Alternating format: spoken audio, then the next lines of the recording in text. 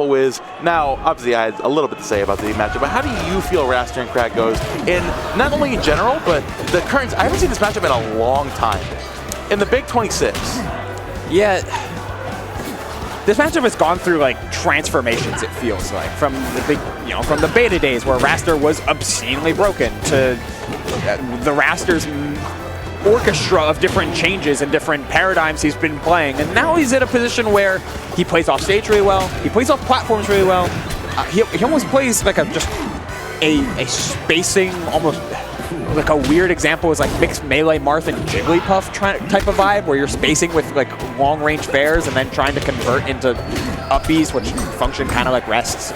It's a weird sort of mid-rangey speed, like outboxer type of style, which can give Kragg fits, but requires such a specific way to play a matchup like this that it's difficult to execute in practice. I just think really interesting about this matchup is the fact that, while a lot of players we've seen so far in this bracket have been trying to challenge Kragg on the pillar to varying levels of success, I think I've been interesting to Wrastor is that he can do that while also not technically being there, if you place the slipstream in the perfect angle and using the platform height, you can be sitting there in the slipstream, floating above the pillar, you can still challenge Kragg off stage where you can find and confirm just like that.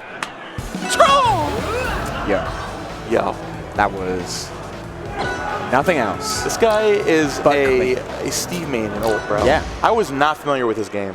No, I recognize Apple as one of those Steves that like hyper fixates on nil setups and like giving all the technical prowess. And I remember he played a fair bit of Rivals 1, I believe, as a Shovel Knight player. So wasn't that character terrible? Not for a while, yes. Shovel Knight got a lot of like meta development in the past like year and change. He won his major for the first time, so I want to give away like 6 years later or something like that. But the point being, like Shovel Knight's maximized gameplay comes from like specific hitbox-oriented combo conversions and DI-aware punish game, which Wrastor kind of fits that bill a little bit in Rivals 2, especially in Rivals 2.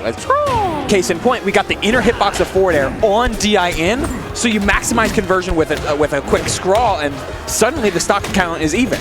And you can do that especially on bigger bodies.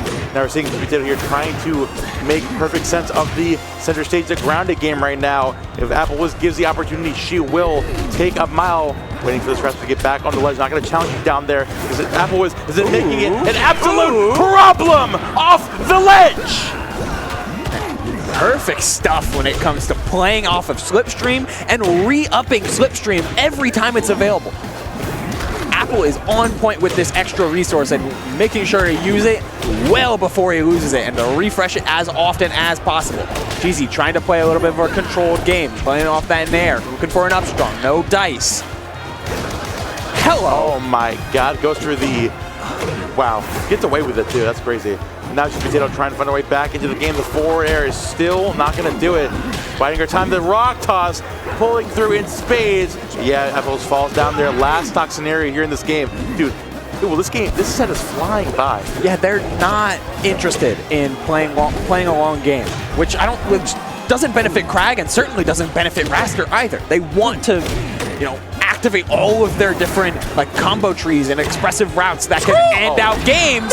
Because if you let games go long, the more it benefits a character like Kragg to just find a stray hit when both characters are above 130 and you just explode.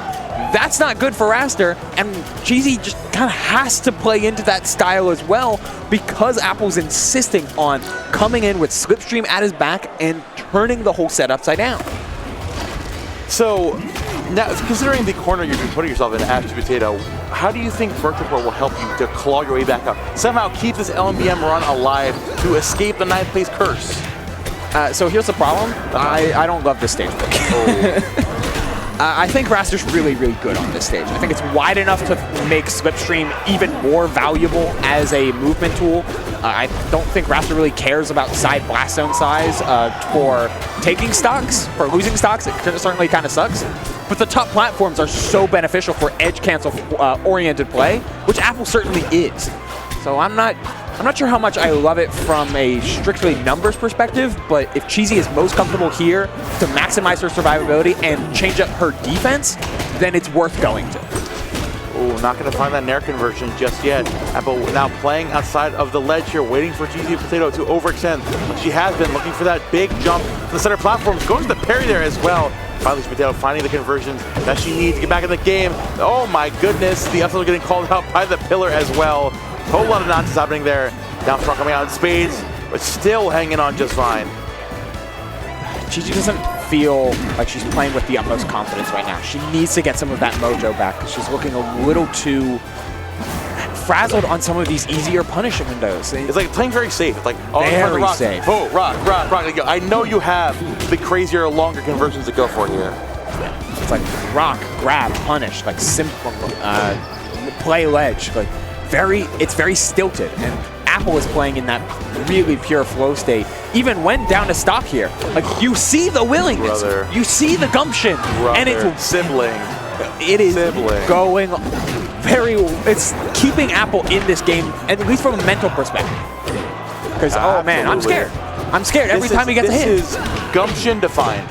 Truly. Absolutely. We're going in here. Not going to let up whatsoever. CheesyPotato going for the reversal. The type of stuff that we need. They're not going to get a second to find the down strong. Finally, a little bit of the mojo coming out. Wait a minute. This Apple guy is activating a little too much, a little too comfortable for my liking. As we say that, the fat F strong to close it out. We're in possibly the last stock of this set. Cheesy not willing to try and pivot into an up air there. Tries for a parry twice over, looking to see if she can get Apple reaching. No dice thus far, and retreating back to center. Wants the rock, wants these extra resources. Oh, don't get caught with rock in hand against Wrastor. That was a recipe to end the set. Oh, Apple still on with or without rock. Apple still activating here. Back air comes out. Forward air. Another up air coming out, waiting for landing. Goes for the parry, expecting the pillar. Still chasing, giving forward. The up strong isn't going to do it. Goes for another one. CheesyPotato finally back in the driver's seat. Waiting to catch this Wrastor out there. But they're going to give the down special into the up strong. As CheesyPotato unfortunately falls at 9th. As AppleWiz punches their ticket into loser's side of top 8. That's what I was saying, Momo. The way that Apple plays is heavily movement-oriented, as you need to be with Wrastor. Maximizing slipstream, playing off of platforms, flat drop burials, all the... Why is this character bad again? He's not. He's just punishing. I'm saying to the Wrastor players. I want to hear. Give me an answer. Torna. I'm tired of it. The bird can do it. He can do it. Everybody in this game can do it, except for like if you're exactly Nurse and you say Lorena can't do it. If I speak big trouble. If I speak big trouble. No, it's a good time though, and Wrastor, we saw a lot across this block of ways that Kragg is really, really good. However, there are windows to reliably punish Kragg, maybe not exclusively for like individual buttons, like the end lag on like down air, for instance. You're not going to really find those opportunities, but you can find windows to punish Kragg for the attributes that he has. The fact that he's so big, the fact that he falls so fast, the fact that it's easy to land these the sweet spots or the hitbox of choice in any given moment. Those are the type of windows and the type of points where players are looking to punish the most. And Wrastor is a character that kind of lives or dies by those combo trees. Apple had them in spades. Absolutely fantastic showing there from Apple. I mean,